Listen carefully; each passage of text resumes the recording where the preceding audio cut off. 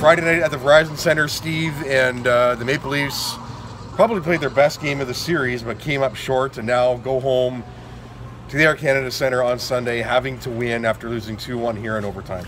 Well, here's the thing about tonight's game is the Leafs have been looking for balance in this series. They've been looking for an intelligence to their game. They've been looking to be strong defensively, especially early in the game where they give up stuff. And they did all of that tonight, and they have nothing to show for it with the loss in overtime. And sometimes overtime can be unfair. You go into a team's dressing room after a defeat like that, and often you see heads hanging, you see guys near tears, you see players exhausted.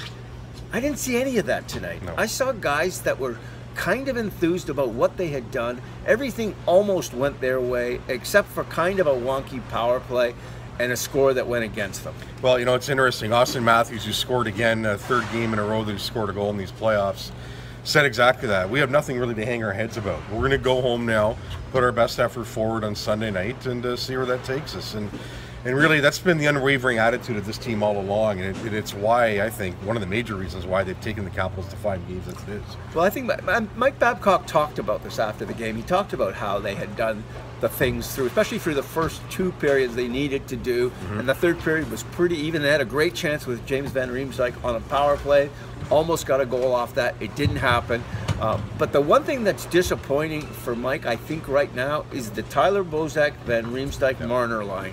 They played less time than anybody else tonight, and he needs more from them, and I think the Leafs as a team need more from them. And he said as much. So it's just, if he's saying that publicly, you know that it's being said behind closed doors as well.